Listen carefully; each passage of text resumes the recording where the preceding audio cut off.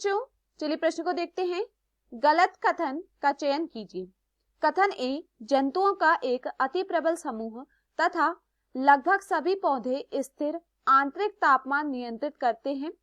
विकल्प बी, एक आम की शाखा पर ऑर्किड्स का आंधे पादप के रूप में वृद्धि करना सहभोजिता का एक उदाहरण है। विकल्प सी, ब्रूथ परजीवी में परजीवी पक्षी अपने अंडे पोषक के घोंसले में देते हैं तथा पोषक उनके अंडे सेते हैं।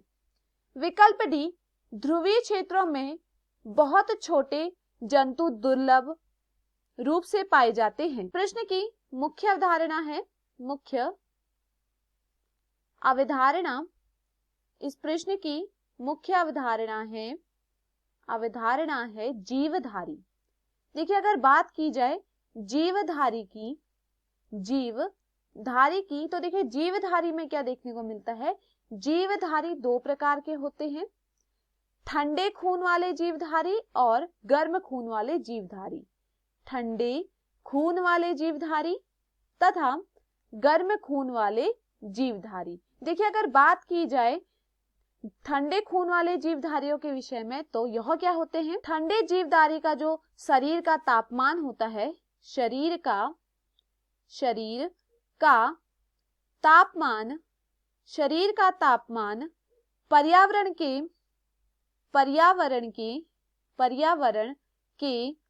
तापमान के अनुसार बदलता है। पर्यावरण के तापमान के अनुसार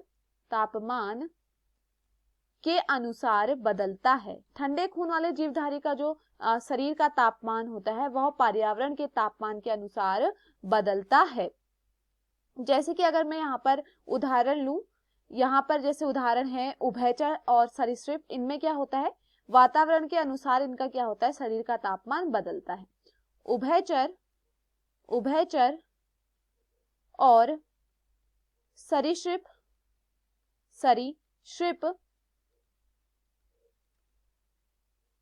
देखिए गर्म खून की अगर बात की जाए, गर्म खून के जीवधारियों के विषय में, तो जो बाहरी तापमान होता है, बाहरी तापमान में बदलाव के बावजूद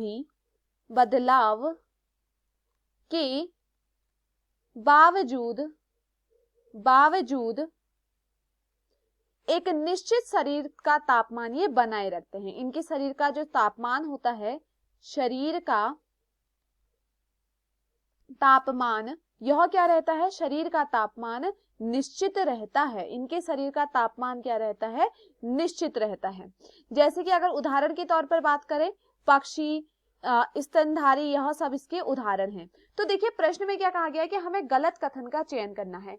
विकल्प ए दिया गया है, जंतु का एक अति प्रबल समूह लगभग सभी पौधे स्थिर आंतरिक तापमान नियंत्रित करते हैं। तो देखिए अगर पौधों की बात की जाए या फिर हम जंतुओं की बात करें तो इनका जो शरीर का तापमान होता है वह स्थिर नहीं रहता है, जिस कारण यहाँ पे देखिए मैंने बताया भी, जो ठंडे खून वाले होते हैं उनके शरीर का तापमान क्या होता है, पर्यावरण के अनुसार बदलता रहता है। तो यहाँ पर यह क्या होता है, गलत होता है। विकल्प बी दिया गया है, एक आम की शाखा पर ऑर्किड्स का आंधे पादप के रूप में वृद्धि करना सहभोजिता है। तो देखिए यहाँ पर क्या करता है, ऑर्किड क्या करता है, ऑर्किड यहाँ पर आम की शाखा पर क्या कर रहा है, लाभ ले रहा है, और आम की शाखा क्या रहती है, अप्रभावित रहती है। तो यह किसका उदाहरण है, सहभोजिता का। तो यह क्या है, सही है। विकल्प सी दिया गया है, ब्रूड परजीवी में परजीवी पक्षी अपने अंडे पोषक के घोंसले में देते हैं तथा पोषक उनके अंडे सेते हैं। तो यह भी क्या है, सही है। विकल्प डी दिया गया है, ध्रुवीय क्षेत्रों में बहुत छोटे जंतु दुर्लभ रूप में पाए जाते हैं। तो देखिए ध्रुवीय क्षेत्रों में क्या होता है, जो जंतु होते हैं बहुत दुर्लभ रूप में पाए जाते हैं। यह क्या है, सही है। तो यहाँ पर कहा गया था कि गलत कथन का चयन किए। तो यहाँ पर दिए हुए विकल्पों में जो हमारा सही विकल्प होता है वह है विकल्प ए। मैं आशा करती हूँ आपको यह समझ में आया हो। धन्यवाद।